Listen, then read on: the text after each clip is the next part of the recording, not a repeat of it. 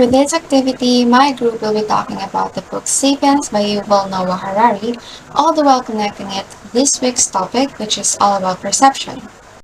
In the book Sapiens, Yuval Noah Harari questions the idea that humans, Homo sapiens or sapiens, are evolution's biggest success story.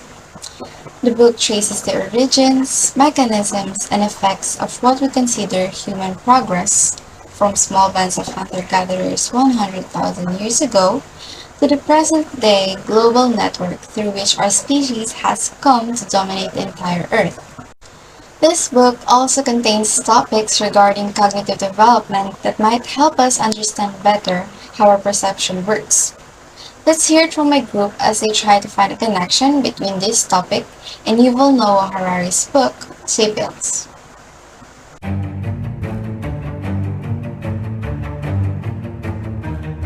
In order to represent and comprehend the information or environment being given, perception involves the organization, identification, and interpretation of sensory data. Signals that go through the neurological system as a result of chemical or physical activation of the sensory system underlie all perception. Hearing is mediated by pressure waves, while smells is caused by the odor of molecules conducting the retina of the eye. In addition to the passive reception of these signals, perception is also influenced by learning, memory, expectancy, and attention in the recipient. The registering of stimuli in phenomenal awareness is known as visual perception. Unconscious level of processing can leave remnants of an unperceived stimulus that can impact visual perception and performance. It is possible to describe visual perception as the capacity to analyze the data that our eyes provide. What we refer as a visual perception, vision or sight in the end of product of this information being interpreted and absorbed by the brain. Our eyes are where the process of visual perception begins.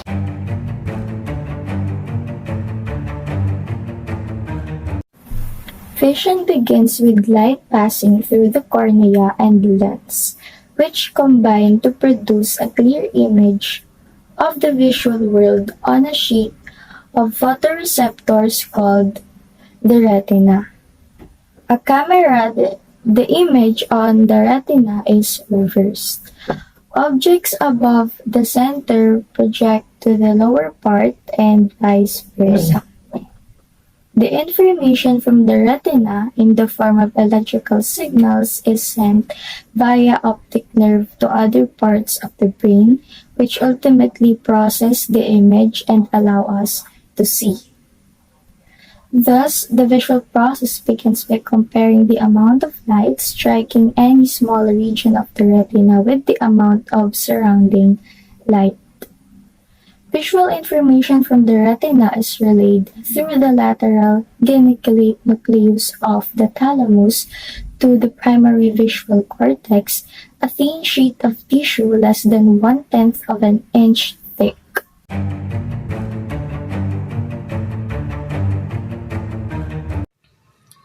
Understanding how the brain recognizes visual objects is important not only for the sake of vision, but also because it provides information on how the brain works in general. So, how does the brain extract information from the visual signal? The axons of ganglion cells exit the retina to form the optic nerve, which travels to two places, the thalamus or the lateral geniculate nucleus and the superior colliculus. The LGN is the main relay for visual information from the retina to reach the cortex. Despite this, the retina only makes up about 20% of all inputs to the LGN, with the rest coming from the brainstem and the cortex. So more than simply acting as a basic relay for visual input from retina to cortex, the LGN is actually the first part of our visual pathway that can be modified by mental states. The superior colliculus helps us to control where our head and eyes move, and so determines where we direct our gazes.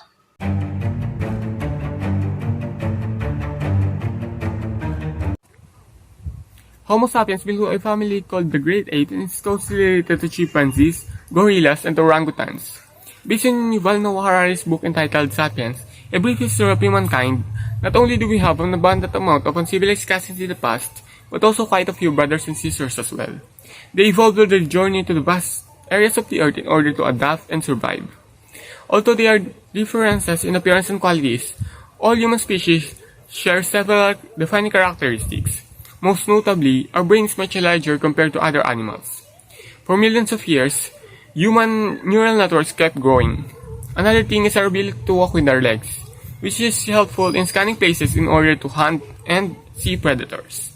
Though humans have big brains and hands that are very useful in performing intricate tasks, those who lived millions of years ago are dwelt in fear towards the top of the food chains, like lions and sharks, because they are in the middle of the food chain in the past. However, things gradually change as humans adapt and evolve over the years.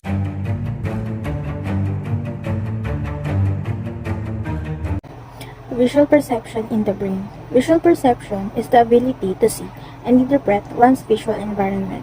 It is the brain's ability to make sense of what the eye sees. This is a complex set of skills that many people take for granted, but in fact, it is one of the most challenging, fascinating, and highly evolved skill sets that human brains are capable of. A good example is the soldier, wherein he have condition called agnosia. Agnosia is vividly demonstrated by individuals with damage to certain brain regions who are not blind but are unable to recognize anything visually. This condition results from neural damage.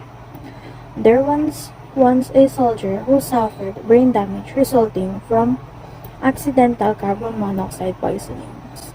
In the back of Sapiens, A Brief History of Humankind by Yuval Noah Harari, sapiens are capable of making a weapon.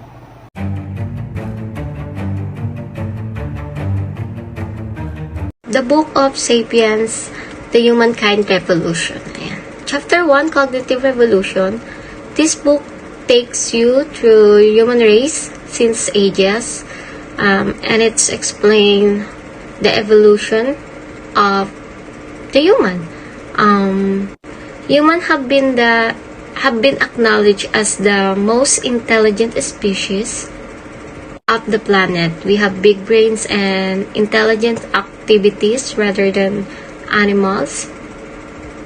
We have cognitive abilities and processing power which outcompete other animals. And also humans are shown enormous increased brain size and intelligence over million years of evolution. Compared with animals, humans' visual or human eyes aren't particularly depth or distinguish colors or seeing in dim light, but human eyes can see fine details other animals.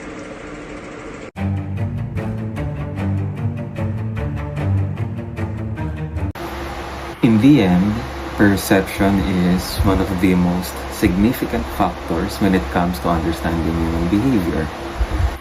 Each and every one of us perceives the world in our own way, same as how we live our lives, in our own way. As we focus on the visual perception of our surrounding, everything we see isn't the same as everybody else, or not how it is exactly.